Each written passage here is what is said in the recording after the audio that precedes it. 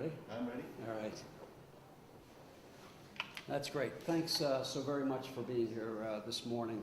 I know it was short notice, and I'm very appreciative, but it was a short notice that last night Ways and Means passed out a bill that would increase the cost of living to Vermonters by $48 million. $48 million. That's on top of $650 million of increases of fees and taxes and surcharges and property taxes for the last 5 years. And so to that we add almost $50 million, and it's an outrage.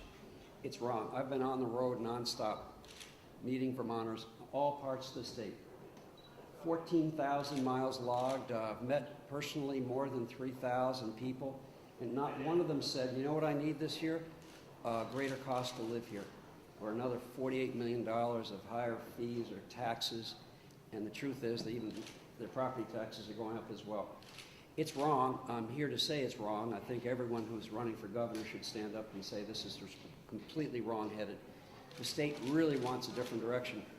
And so I think the legislature should send this budget bill back to the governor, should not vote for it, send it back to the governor and let him do his job, which is submitting a budget that's rational, makes sense, and is living within our means. So I feel strongly about it. It's the heart of the kind of campaign we're running is to say this is the wrong direction. These are self-inflicted wounds, and it should stop today. So thanks so much for coming. I'm happy to answer the questions you may have. What would you cut? I think they should send the bill. I'm not the governor.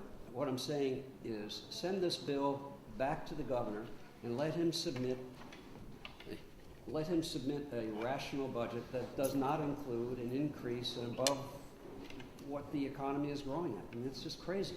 I've been saying it for a while. You can't grow spending by 5 or 5.5%, or this year 4.3, heading for 5%, when the economy is growing at 2%. It's just wrong. And here we are again. So, are you suggesting we shouldn't, if we don't raise revenue, is there something that would need to be cut to rephrase Terry's question a little bit? Let me say it again. So we're not talking about having a reduction in spending. We're having, I suggest, a reduction in the rate of growth of spending. It's a remarkably different thing. It's an increase. We're not trying to hurt people. We're not trying to take away value to them. But really, what we're doing is hurting everyone by imagining that we can continue on this path. So would a $20 million increase in taxes have been acceptable in your mind? Where's the cutoff point of how much we should be growing in looking for new tax revenue, and the point where it becomes egregious? Yeah, I think it's egregious. This is an obsessive time of the year because it's mainly focused on where can we find revenues to feed the machine. It's wrong. There aren't people out there who actually think this is a good idea. Most people have a broad expectation that we're living beyond our means, but they are paying for it, and we're doing it again. So the right answer is, I am not the governor. And what I'm saying is that the governor should have done his homework and submitted a budget that is within the realm of what we can live with, which is to say, our economy is growing at 2%. Maybe it's 2.5%, but it is not 4.5%, and it is definitely not 5%. And so, within that construct, we should start now and saying, this is wrong, start over again. You are running to become the governor. I am. If you were so lucky as to have that privilege, where would you look in this instance to cut back? I'd answer it in a different way. First, this budget is formed from this governor with this legislature.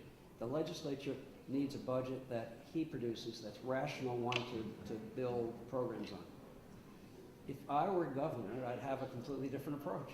So let's not just start with that. I think we should have an administration that's competent. I've said out loud, I don't think this one is. I think it should provide leadership to the legislature. Don't have the resources to dive into every single program, but I think as a course of normal management process, the governor is supposed to direct a process by which we are in fact diving in. So every program is supposed to have a goal, steps to reach the goal. What does it mean if we succeed?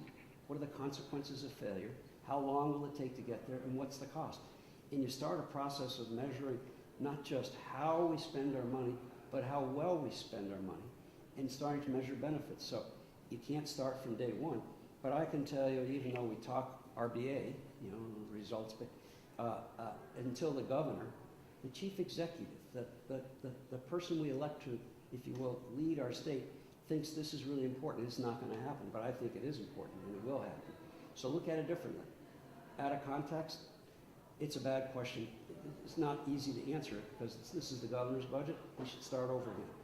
If it were me, I'd have a process by which we provide complete depth of information to the legislature so they can do their work. Are there certain things that are off limits if you're governor? I mean, in some of your ads you talk about support for drug addiction and treatment, things like that. Looks like there might be some needed money environmentally to help with the poison wells around Bennington. I mean, sort of what is off limits as governor for you? It's a good question. Thank you. I would look at it this way. So we've spent $640 or $650 million in the last 5 years, higher taxes, fees, surcharges, property taxes, with another 48 that may come this year. And I think you could safely say we've spent it badly. I'm not sure that we are better for that level of spending, and if we are, it needs to be demonstrated to those who would pay for it. But in fact, we have important themes in front of us. We have a lake that is now under EPA mandate to clean up. It's costly, it's largely unfunded. We have an opiate addiction problem, a heroin addiction problem that the governor identified for us in a broad way and dedicated a lot of time to it, but the programs are largely unfunded. Our pension plans, which are essential to those who work for us, largely not completely funded. These are programs that are essential. Over the next 5 years, we need to think about real investment. And I might add, the issues in Bennington, the Bennington area, are really disturbing. However you get there, watch it on the news, or quickly we think of Flint, Michigan. We need to do our best to remediate that as quickly as possible. Money is not the object there.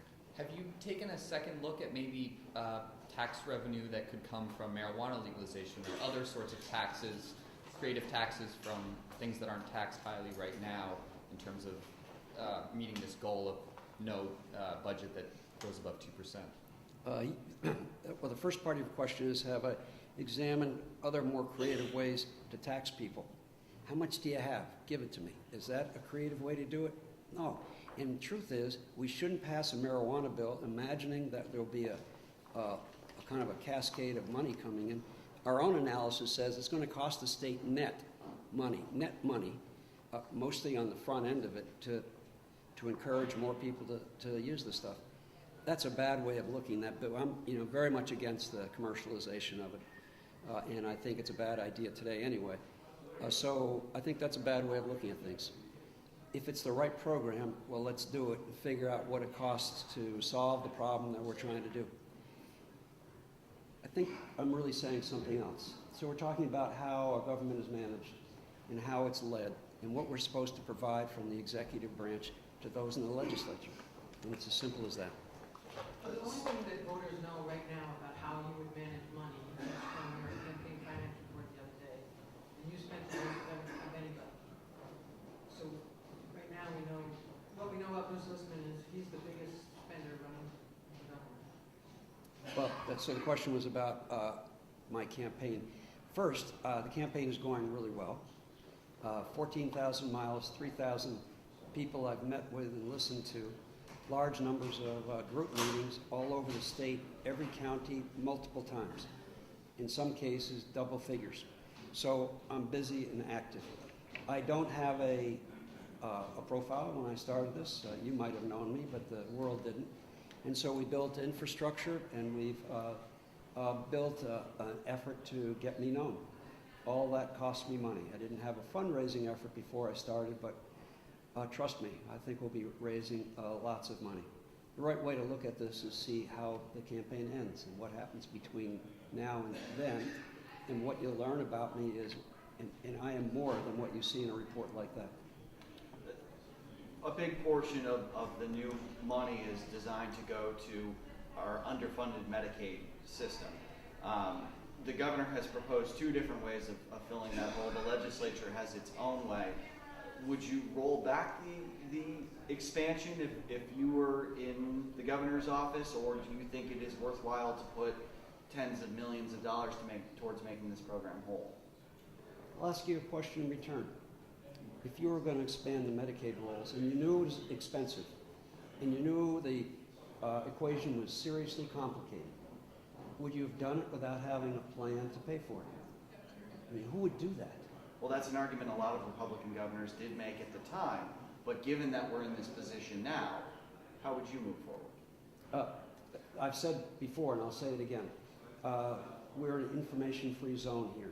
And so it'd be good to find out who's in the pool, if they're better off for being in the pool, whether they're eligible to be in that pool, and whether they utilize the benefits that Medicaid offers, and on what basis. Is it the ones who are in Medicaid or getting benefit from Medicaid-like programs? So I'm saying something else. Really good management and a good way to lead us down a process to understand better what's in it. Let's not summarily say, because it's expensive, we should therefore take it away from people. Let's do the work. There are other governors who have been in this position and have had success at finding ways to pay for it. Oregon has done an audit, and I think the results were startling to them. North Carolina has done a series of audits, and they took a deficit of some size and turned it into a surplus. They looked at their administrative costs and said, whoa, that's so much higher than any other state. We need to re-examine how we do it and how we administer it. So I'd say, let's do the smart thing. Let's go find out what's going on within it. And then, if I were governor, I'd come back to you and say, here's what I know. Here's what I think I'd like to do, but here's what we have to do in the meantime. I'm not saying that's going to be the perfect answer, but simply talking about a large pool of people who are in there for a reason